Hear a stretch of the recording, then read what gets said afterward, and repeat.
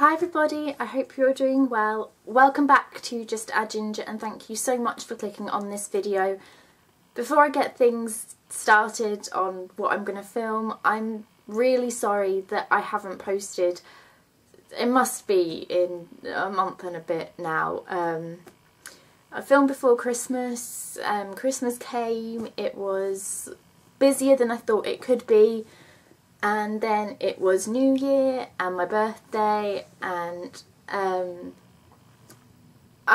was really hard to find the time. We were either out doing things or travelling. I was driving places, spending time with family, people coming up to see us. It just got really manic, and YouTube I really enjoy.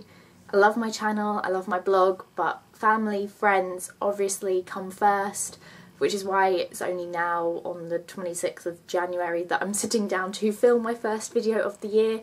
But I'm really sorry. Hopefully I'll be getting into some kind of better routine now that Christmas and my birthday is over, but I just wanted to apologise and wish you all a happy new year and welcome back, and let's get started. I didn't know if I should make this video. It's not the kind of video that you really want to start the new year with. It's not the kind of video that I normally make. You might be able to tell I don't have much makeup on. My hair is an absolute mess.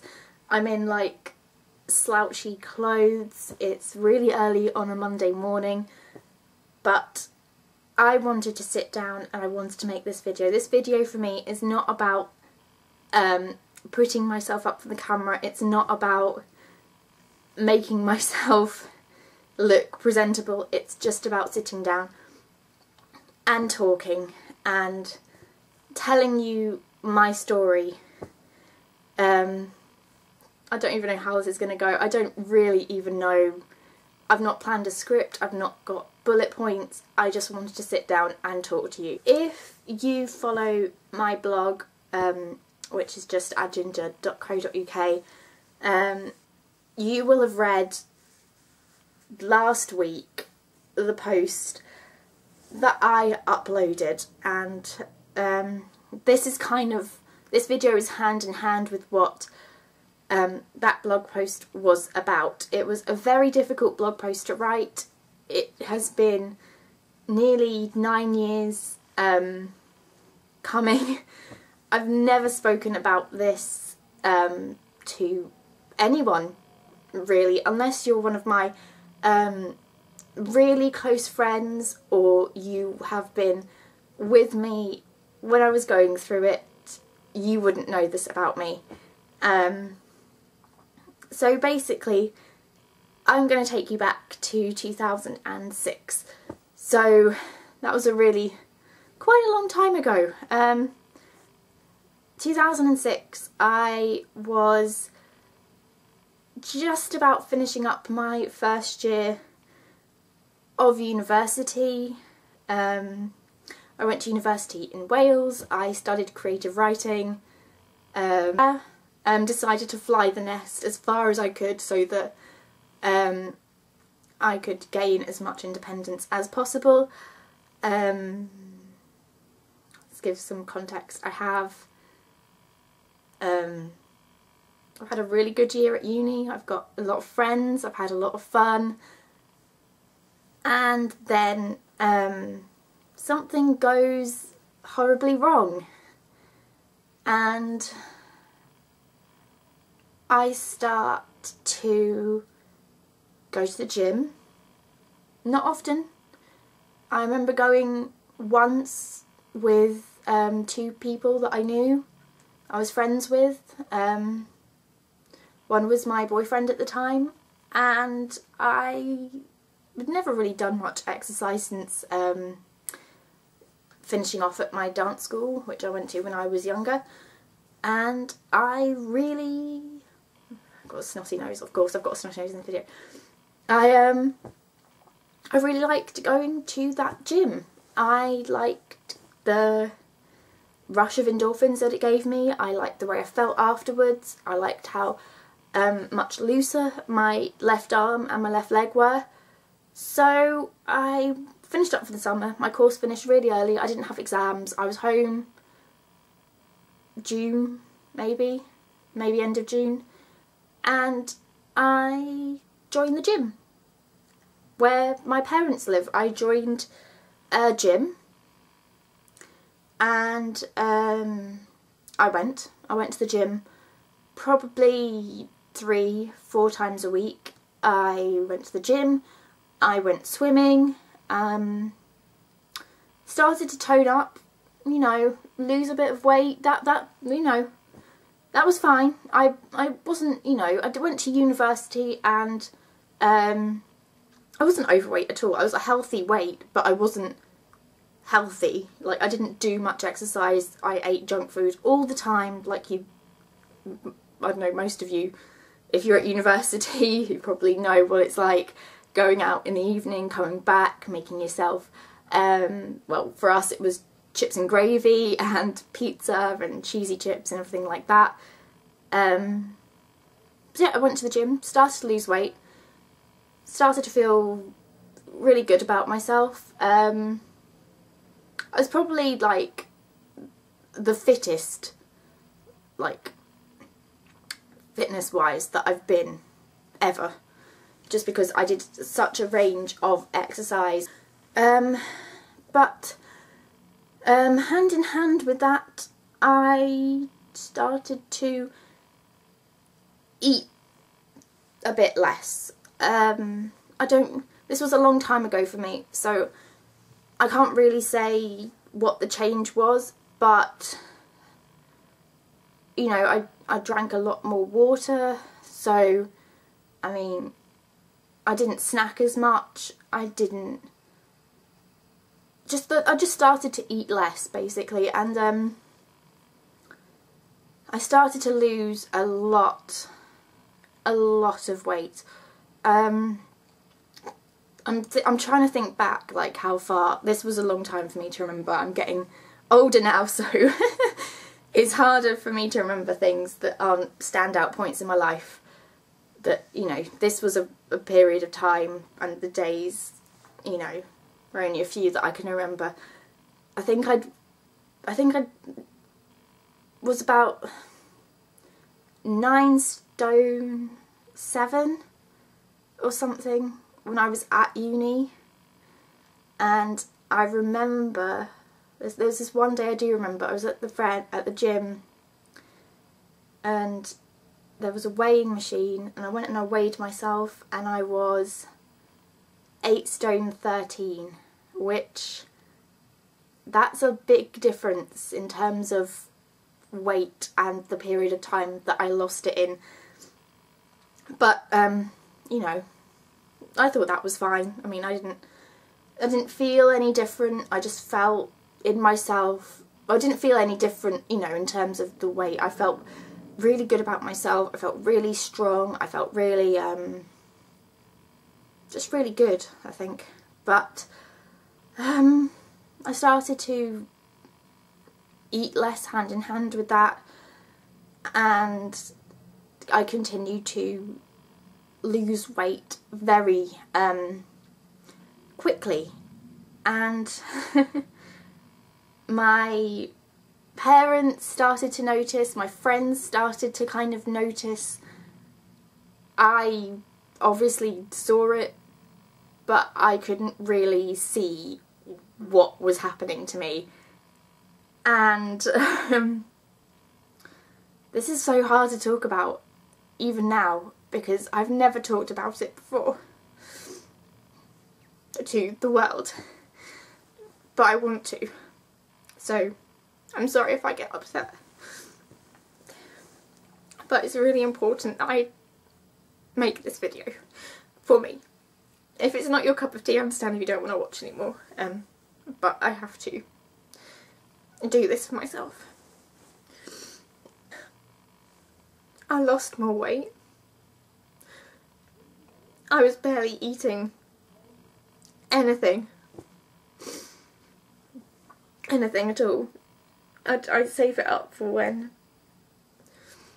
I was around more people I was really tired. I had no energy for anything, really. Over the summer I spent most of the days that I was there. If my parents were at work, I would spend most of the time on the sofa huddled up in blankets because I was absolutely freezing most of the time.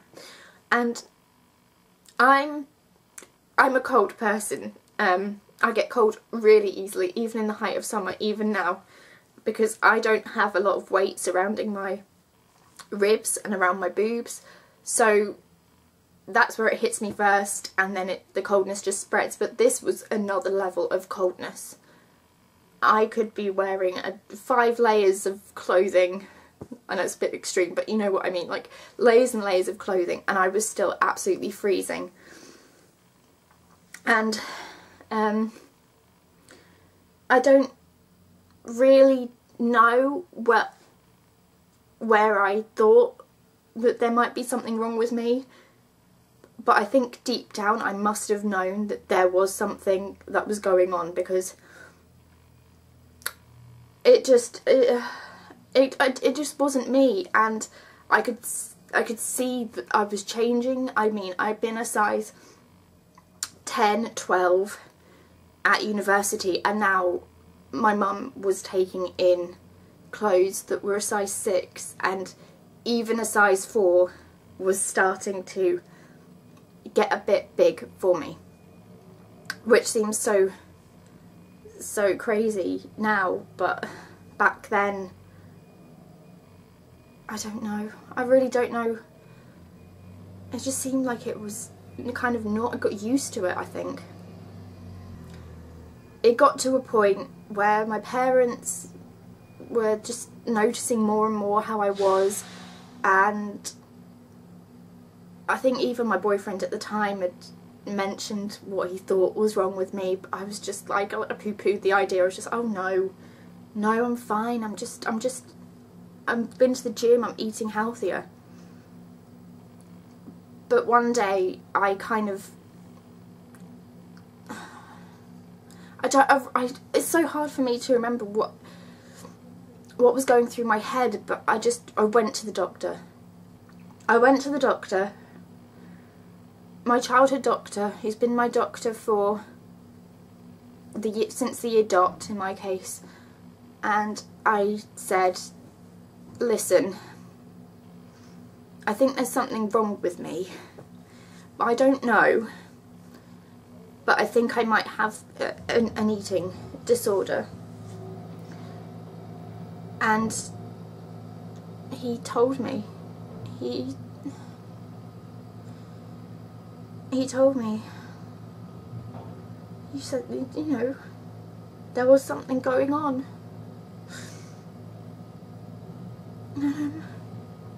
I have had a problem. I had an eating disorder. I had anorexia nervosa. So I remember this bit so clearly. I don't remember him telling me. I don't remember what the conversation was like, but I remember him saying, this is the only time I'm ever going to ask you to do this, but you need to not eat anything until you've had bloods taken, which was going to be the next day. And I went to the blood clinic and sat there, and they took vial after vial after vial. I think it was 10 or 12 vials of blood, and ran tests, and yeah, I had an eating disorder, and I don't really know how that happened. There was a switch, and I went from being university Jackie, who was silly and crazy and never said the right thing at the right time, always making jokes, and then I was ill. I was really, really ill, and at this point I was 6 stone something. There was nothing of me, basically. That's how it was. There was nothing of me. I was tired all the time. I was cold all the time. I was just a shell of the person that I was. And looking back at pictures now, if you've read my blog post, I posted a few. I couldn't post some of the ones that I have, because it's still really hard for me to look at them and see that person as me. But it was really bad. Like, I'm not gonna lie.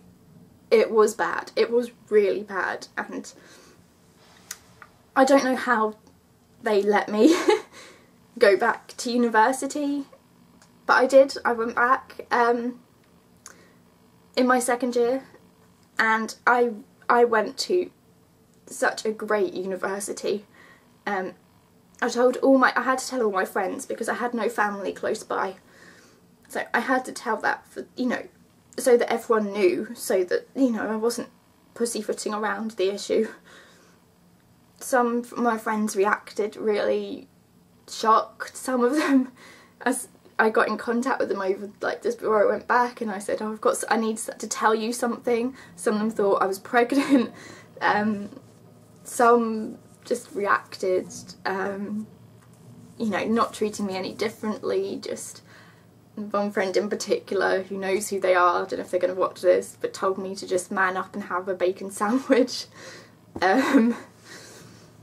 But having that support system really helped me, and my tutors as well. I missed so much of my second year. Some days I was so tired I couldn't even get out of bed. Some days I was just so down in the dumps I didn't even want to move. I had to keep going down south for doctor's appointments and nutritionist appointments in Wales. I had a fabulous nutritionist in Wales. I went in the summer before I went back. I had counselling. The second year was kind of a blur. I remember having to set my alarm in the morning to get up and have a vitamin tablet with my breakfast, which I had to weigh out. There was a set of scales permanently in my kitchen so I could weigh out food. I had medication to help me sleep because I had horrendous insomnia. Because of my hemiparesis, my left arm being a lot thinner than my right, my muscles and my joints started to seize up, so I had to go and see someone about that. That was an awful thing. That was so painful. But my relationship didn't exist anymore, so it really upset me. But in the long run, you know, it gave me a lot more time to focus on myself. And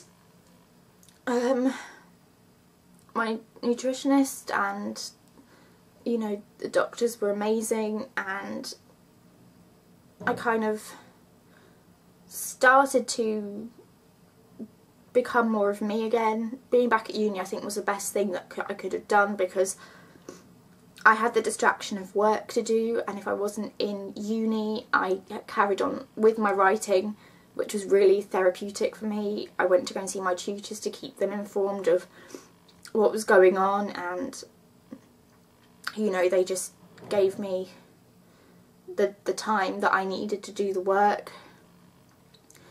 They were really great, because it was all about a schedule for me. I had to have food at a certain time. I had to make sure that I had enough snacks, so I'd have to eat in lectures, which isn't normally allowed, but, you know, they made the really kind exception for me just so I could keep my energy levels up to be at uni. My friends were amazing, my housemates at the time were brilliant, and I gradually, ever so gradually, started to get better, I guess. I started to put on weight, I started to get more energy back, I started to feel more like myself, and there's even a photo of this, this moment. I was on holiday with my parents in, I don't remember where we were, somewhere abroad, Centre Park somewhere, and on the way over I'd had a bit of a tricky time with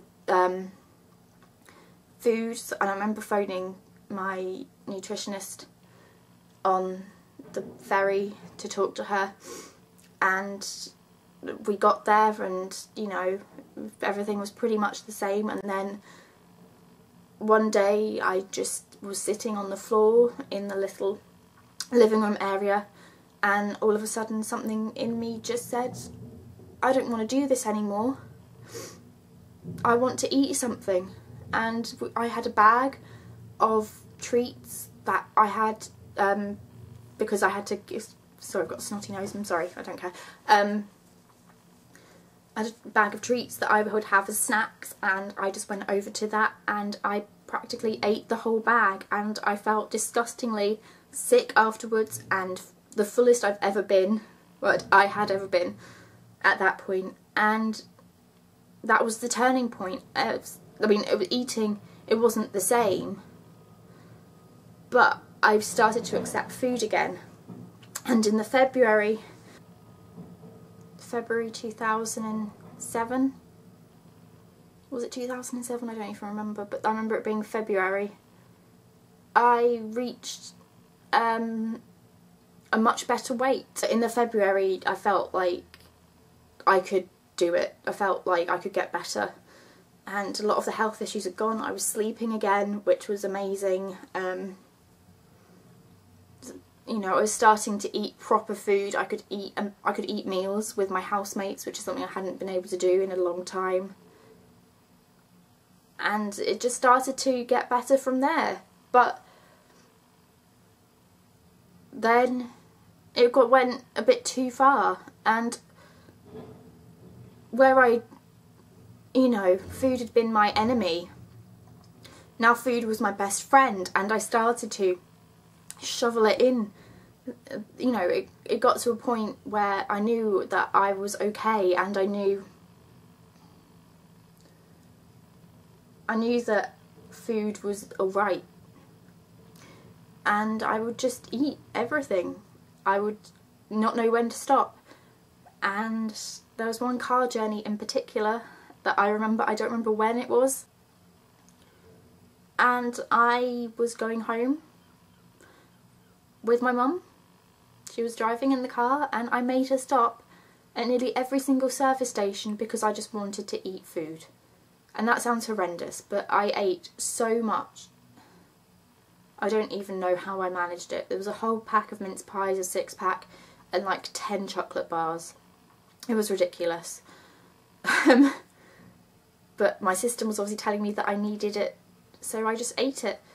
But when it got to about the April of 2007, I'd just taken it a bit too far, and I'd lost so much weight so quickly that putting on weight just as quickly just ballooned me. I was bloated. It didn't suit me at all. The best way I can describe it is I looked like a walrus, because the weight was just there and it was all in my face, and I didn't even look like me, to the both extremes. You know, it wasn't me. So I went with my mum. My mum took me, she came with me, and I went to Slimming World because I had to relearn everything I knew about food. And by doing that, and by eating properly and eating proper meals and kind of curbing all the snacking that I was doing, I kind of went back down to the weight that I was before everything happened. And the reason I'm sitting here and I'm talking to you and I'm telling you this story is not I want to like draw light to the fact that it happened necessarily, but I think there is a lot of stigma and a lot of taboo that goes along with talking about these kind of things, mental mental health issues, just things like this in general. And it's come to a point in my life where I want to share this. I'm getting older, I'm getting married next year. This is the time that I need to get my story out there and show you, if you're watching this, whoever you are, whatever you're going through, if you're going through a tough time, it's okay not to be okay. And it's okay to talk about these things, because if you talk about these things, no matter how hard it is for you, if you share it with somebody that you're close to or somebody that you trust, then it's getting you on the right track to getting the help that you need. I posted my blog post, and just being able to admit that about me to myself again, it was so liberating. And at the time that I was going through it, just by talking about it and letting people know,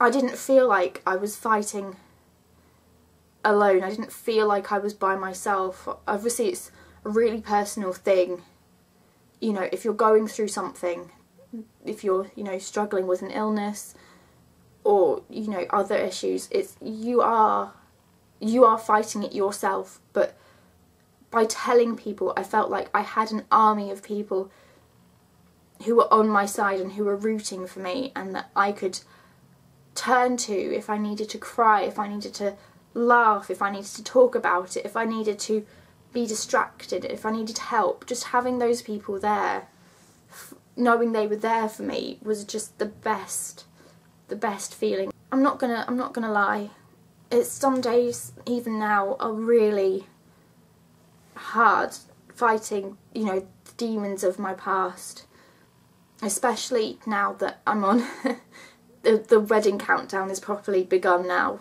You know, I want to tone up again, I want to lose weight, I want to feel the best that I can on my wedding day, but I know I have to be so careful, and I have to really